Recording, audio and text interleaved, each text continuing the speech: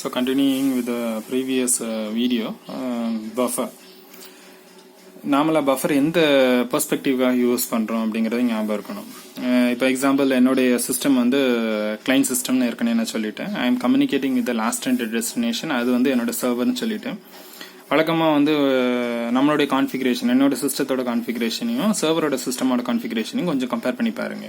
சர்வரோட configuration system வந்து நம்மளுக்கு வந்து வழக்கமாக வந்து it is in hefty size. அதனால வந்து it can able to hold a large quantum of data. But என் சிஸ்டம் அப்படி கிடையாது. அப்படிங்கும்போது நாமளாக வந்து என்னுடைய சர்வர் வந்து ஜிகாபைட்ஸில் ஹேண்டில் பண்ணுது அப்படின்னு சொன்னால், என்னோட சிஸ்டம் மெகாபைட்ஸில் ஹேண்டில் பண்ணுது அப்படின்னு சொன்னால், நாமளாவே உங்களுக்கு இப்போ புரிஞ்சிருக்குன்னு நினைக்கிறேன். என் சிஸ்டம் மெகாபிட்ஸில் டிரான்ஸ்மிட் பண்ண முடியுதுன்னா அது ஜிகாபிட்ஸில் டிரான்ஸ்மிட் பண்ண முடியுது அப்படிங்கிற இன்ஃபர்மேஷன் நம்ம எடுத்துக்கிட்டோம் அப்படின்னு சொன்னால், அப்போ எனக்கு ஒரு ரிசீவிங் கெப்பாசிட்டி இருக்குது, ஒரு சென்டிங் கெப்பாசிட்டி இருக்குது. அவனுக்கு வந்து ஒரு சென்டிங் கெப்பாசிட்டி, அவனுக்கு ஒரு ரிசீவிங் கெப்பாசிட்டி இருக்குது. அப்போ அவன் சென்ட் பண்ணக்கூடிய கெப்பாசிட்டி என்னால் ரிசீவ் பண்ண முடியல, இல்லாட்டா நான் சென்ட் பண்ணக்கூடிய கெப்பாசிட்டி அவனால் ரிசீவ் பண்ண முடியல அப்படின்னு சொன்னால், தெர் இஸ் ஆப்ஷன் ஆஃப், அப்போ ஒரு ஆப்ஷன் வேணும். என்னன்னா, there should be some storing option and there should be some processing option. அப்போ நான் வந்து ஸ்டோர் பண்ணி தான் என்ன பண்ணணும் அப்படின்னா ப்ராசஸ் பண்ணணும். அப்போ அதுக்காக என்ன பண்ணுறோம் அப்படின்னு சொன்னால், there are two buffers that has been created. ஒன்று வந்து சென்டர் பஃபர்,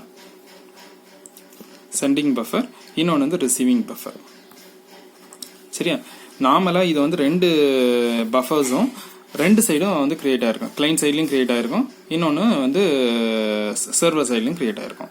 ஸோ ஒரு சிஸ்டம் வந்து டிரான்ஸ்மிட் பண்ண போகுது அல்லட்டா ரிசீவ் பண்ண போகுது அப்படின்னு சொன்னால், there should be a sending buffer and there should be a receiving buffer. இது ரெண்டும் ஒரே சைஸில் நம்ம வந்து ஃபிட் பண்ணிப்போம்.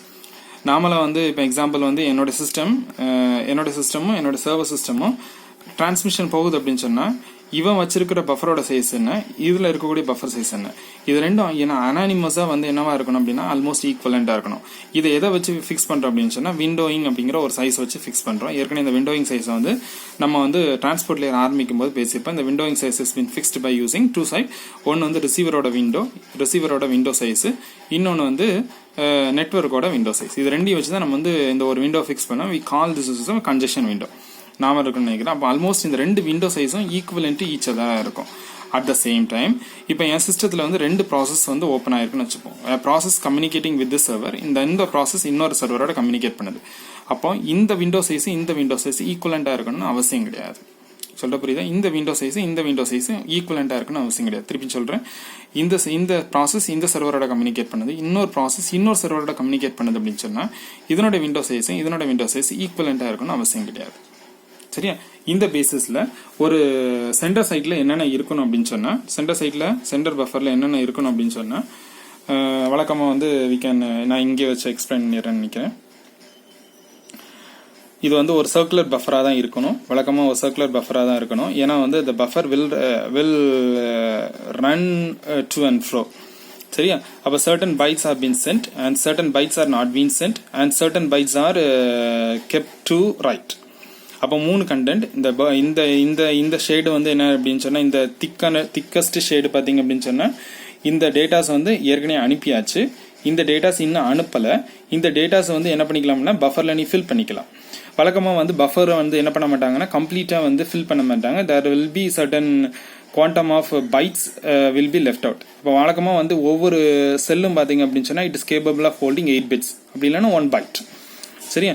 வழக்கமா வந்து ஒரு சென்டர்ல வந்து we can in hundredsல இருக்கலாம், thousandsல இருக்கலாம்.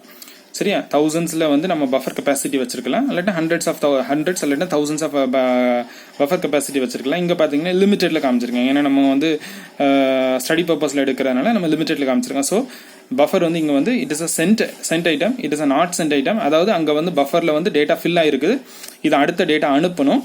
இங்க பாத்தீங்க அப்படின்னு சொன்னா இன்னும் வந்து என்னன்னா டேட்டாஸ் வந்து ஃபில் ஆகாம இருக்குது. சரியா?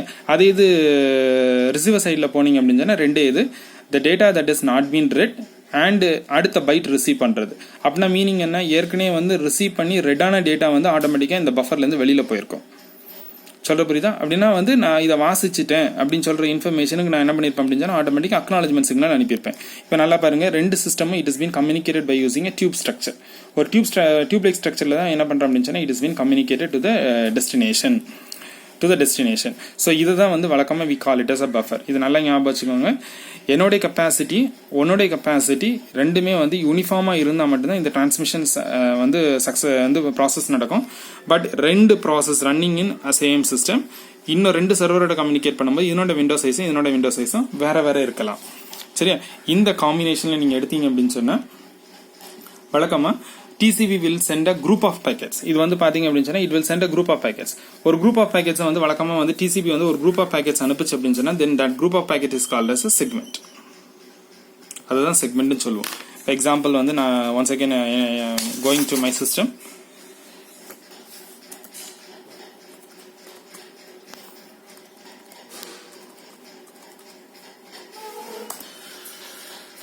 Going to my system once again நம்ம வந்து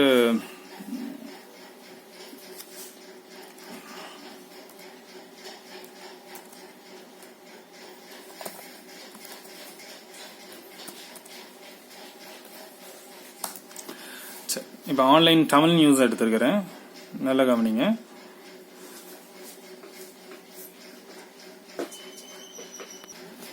ஓகே, ஸோ இப்போ வந்து நான் வந்து ஒரு வெப் வந்து யூஸ் பண்ணியிருக்கிறேன். இங்கே நல்லா பார்த்தீங்கன்னா தெரியும், தெர் ஆர் சர்டன் ஃப்ளாஷஸ். இங்கே வந்து ஃப்ளாஷஸ் இருக்குது, ஃப்ளாஷ் இன்ஃபர்மேஷன்ஸ் இருக்குது. இங்கே வந்து பார்த்தீங்கன்னா நிறைய பிக்சர் இன்ஃபர்மேஷன்ஸ் இருக்குது. ஸோ இது ஒரு டேபு கூகுள் எடுத்து வச்சிருக்கிறேன். Let me have with another tab. இன்னொரு டேப்ல வந்து let me have with Moodle platform வந்து ஓப்பன் பண்ணி வச்சுக்கிறேன். அண்ட் ஓப்பன் ஆகுது இன்னைக்கு. இன்னொன்று வந்து I am going for Gmail document. சரியா? இப்போ நல்லா பாருங்க, ஒவ்வொன்றும் ஒவ்வொரு ப்ரோட்டோகால். இது கூகுள் வந்து it is using if I am been going with search engine. இது நார்மலாக வந்து ஒரு search engine handles with different protocols. வழக்கமாக வந்து it loads with HTTP protocol. இது வந்து பாத்தீங்க அப்படின்னு சொன்னா it is having multiple documents. இதுல அனிமேஷன்ஸ் இருக்குது, வீடியோஸ் இருக்குது, ஸ்லோ அண்ட் சோ. இது வந்து பாத்தீங்கன்னா it relevance with text document. இது வந்து ஒரு SMTP டாக்குமெண்ட். இப்போ வந்து என்னோட சிஸ்டம் வந்து if it is congestion free அப்படின்னு சொன்னா இந்த 4 டேபும் ஒரே பேக்கெட்டா வந்து என்ன பண்ணும் அப்படின்னு சொன்னா கீழே வந்து நெட்வொர்க்ஸ் லேயர் வரும். If it is of low traffic வந்து அதிகமா இல்லை, யாருமே நெட்டை யூஸ் பண்ணல அப்படின்னு சொன்னா இந்த 4 விண்டோவும் சேர்ந்து ஒன்னு போல கீழே வரும். புரிஞ்சுக்கோ, ஒன்னு போல கீழே வரும். The transport layer treats every tape as இந்த 4 டேபையும் கிளஸ்டர் பண்ணி ஒரே பேக்கெட்டா வந்து அசீவ் பண்ணும். சரியா? சப்போஸ் எனக்கு வந்து டிராபிக் ஜாஸ்தியா இருக்குது அப்படின்னு சொன்னா it is been defined with every protocol. இது SMTP ப்ரோட்டோகால், இது என்ன ப்ரோட்டோகால் அப்படின்னு சொல்லி கீழே வரும். அப்போ நார்மலா பேக்கெட்ஸ் வந்து நம்ம எப்படி எடுத்துக்கலாம் அப்படின்னு சொன்னா குரூப் ஆஃப் பேக்கெட்ஸ் எடுத்தோம் அப்படின்னு சொன்னா it is called as a segment. இப்போ ஆட்டோமேட்டிக்கா இந்த செக்மெண்ட் அப்படிங்கிறது எதை பேஸ் பண்ணிருக்கு அப்படின்னு சொன்னா என்னுடைய டிராபிக் கன்ஜஸ்டபிலிட்டியை பேஸ் பண்ணியிருக்கேன். டிராபிக் வந்து ஜாஸ்தியா இருந்தது அப்படின்னு சொன்னா பேக்கெட் செக்மெண்டோட சைஸ் வந்து கம்மியா இருக்கும். அதாவது இந்த பேக்கெட்டோட சைஸ் வந்து இப்போ வந்து பாத்தீங்கன்னா 100 பேக்கெட்ஸ் ட்ரீட் பண்ணிட்டு இருக்கிறேன், 1000 பேக்கெட் ட்ரீட் பண்ணிட்டு இருக்கேன் அப்படின்னு சொன்னா it is 1000 of a segment. Suppose எனக்கு டிராபிக் ஜாஸ்தியா இருக்குது அப்படின்னு சொன்னா 50 பேக்கெட் தான் என்னால ஒரு செக்மெண்ட் எடுக்க முடியும் அப்படின்னு சொன்னா அப்ப டிராபிக்கை பேஸ் பண்ணி என்னுடைய செக்மெண்ட் ப்ராப்பர்ட்டி வந்து மாறுது. சொல்ற புரியுதா?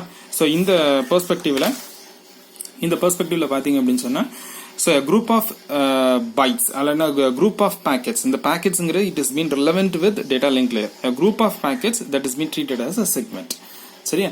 இந்த செக்மெண்ட் வழக்கமா வந்து ரிசீவர் சைடுல வரும்போது அவுட் ஆஃப் டெலிவரியில வரல. ஏன்னா IP லேயர் அது அப்படிதான் டீல் பண்ணுது.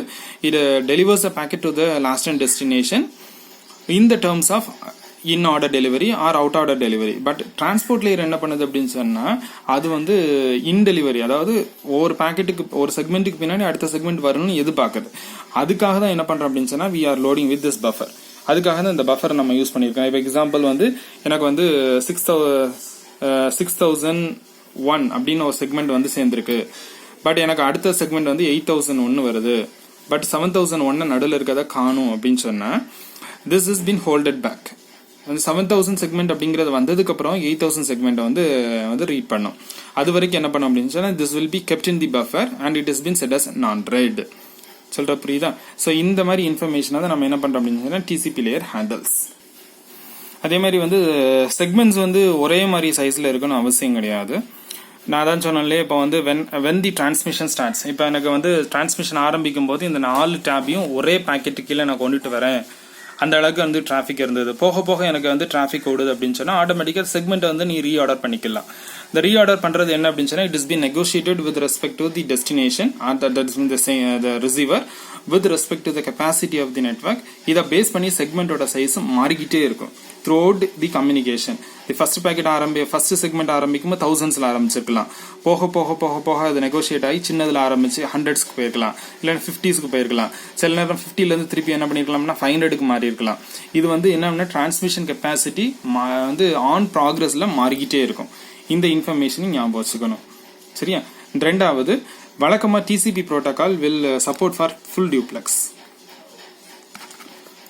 communication support பண்ண. அப்படின்னா மீனிங் என்ன, ஏண்ட் வந்து டேட்டா வந்து ஃப்ரண்ட் எண்ட்ல போயிட்டு இருக்கும்போது ரிவர்ட் எண்ட்ல வரும்போது இதுலயும் டேட்டா இருக்கும், இதுலயும் டேட்டா இருக்கும். அப்ப இந்த டேட்டா நான் வாங்கினேன் அப்படின்னு சொன்னா இது ரிலவென்டான அக்னாலஜ்மெண்ட். இப்ப இந்த முதல்ல இந்த டேட்டா அனுப்பி இருக்கிறேன் அப்படின்னு சொன்னா நான் அனுப்பின டேட்டாக்கு இங்க ஒரு அக்னாலஜ்மெண்ட் சிக்னல் வரணும். ஸோ அக்னாலஜ்மெண்ட் பிளஸ் இவன் இந்த சைட்ல இருக்கக்கூடிய டேட்டா. ஸோ அப்போ ஆட்டோமேட்டிக்காக திருப்பி இந்த பக்கம் போகும்போது என்ன இருக்கும் அப்படின்னா once again an acknowledgement plus data. So இது வந்து வழக்கமாக we call it as a full duplex mode of communication. இதுதான் வந்து வழக்கமாக we call it as piggybacking. இது ஞாபகம் இருக்குன்னு நினைக்கிறேன்.